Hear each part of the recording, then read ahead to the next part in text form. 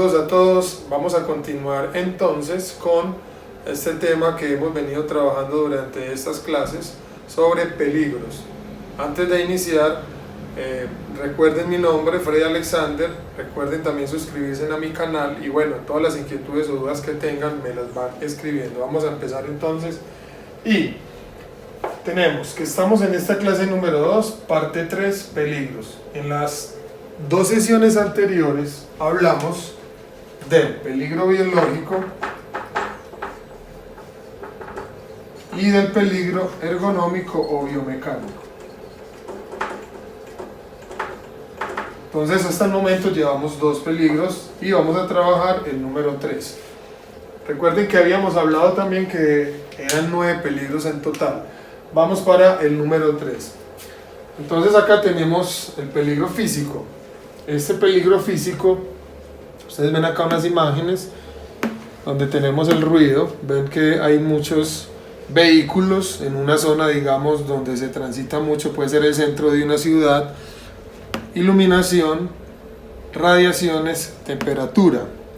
Hay otros agentes más que enseguida los vamos a mirar. Entonces, la definición del peligro físico son todos aquellos factores ambientales de naturaleza física que pueden provocar efectos adversos a la salud según sea la intensidad, exposición y concentración de los mismos. Entonces, en esta parte nos dice a nosotros es que también en el ambiente de trabajo tenemos estos aspectos como tal. Entonces, voy a volver a repasar.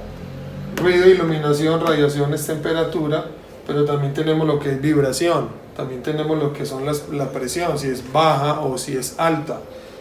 Y acá en el tema de radiaciones tenemos que hablar de la radiación ionizante y la radiación no ionizante. Entonces, mire que aparte de eso tenemos otros agentes que obviamente ustedes deben de investigar más y mirar toda esa clasificación de este peligro físico.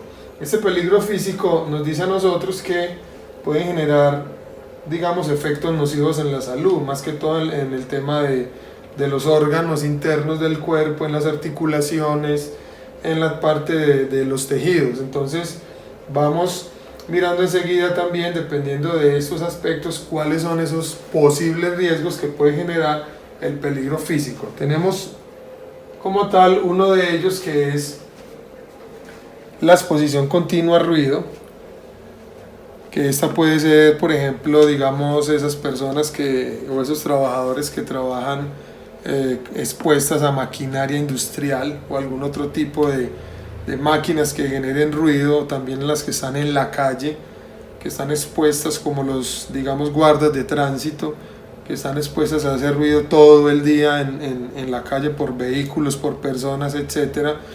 Tenemos exposición a temperaturas altas o bajas. Aquí pues hay también personas como por ejemplo, digamos, los panaderos, esos panaderos que están expuestos a temperaturas altas por el horno. A temperaturas bajas pueden ser también estos buzos, estas personas que trabajan, digamos, en el tema de pesca. Entonces mire que dependiendo de los cargos hay estas exposiciones. Tenemos la exposición o contacto con radiación ionizante o no ionizante. La ionizante es aquella que son generadas, por ejemplo, por plantas nucleares, por el tema de rayos X, y la no ionizante son todos estos aparatos, por ejemplo, este mismo televisor, el computador, los celulares. Bueno, hay una diferencia de estos dos y que ustedes también deben de profundizar un poco pues con la lectura. Contacto con vibración, exposición a iluminación alta o baja, depende esta, por ejemplo, de la iluminación alta o baja del espacio de trabajo. ¿Sí? Si tiene una buena iluminación artificial, si tiene una buena iluminación natural, entonces pues si hay una buena iluminación natural no va a haber un riesgo tan alto, obviamente.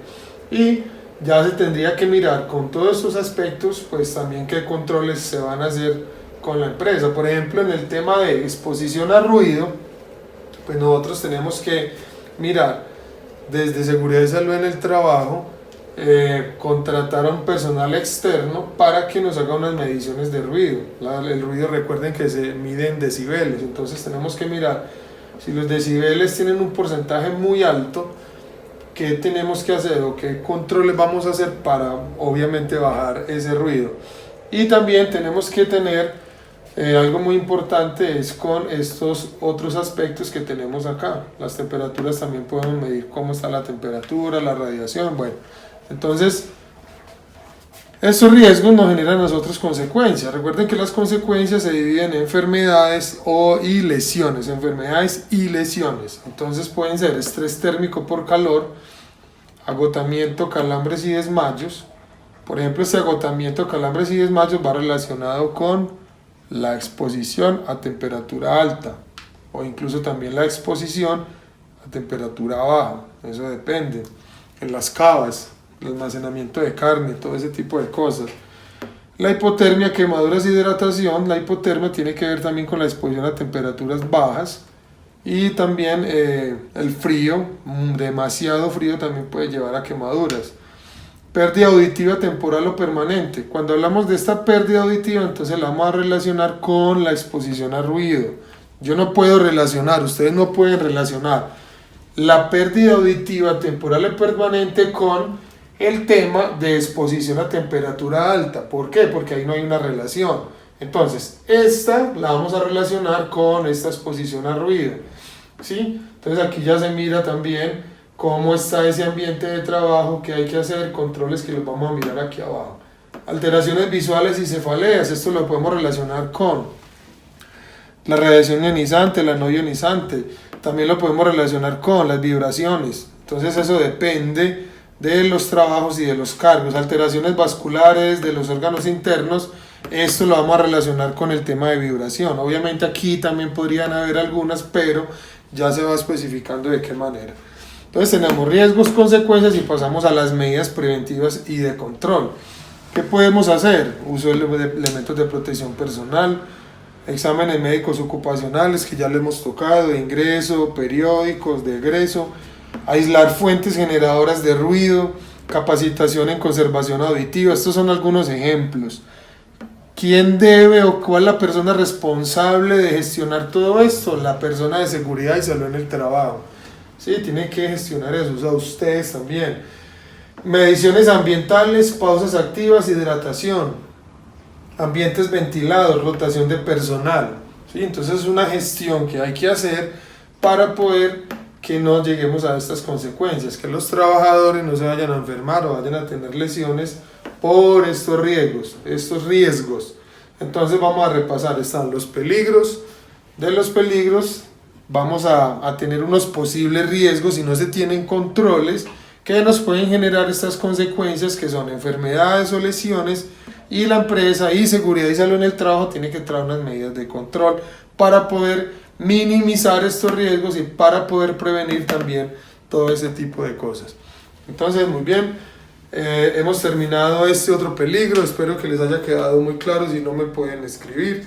Recuerden también suscribirse a mi canal para poder que también podamos continuar bien con este proceso. Y la idea es que ustedes de esta manera gratis conozcan un poco más sobre todo este tema tan importante de seguridad y salud en el trabajo. Hasta luego, gracias.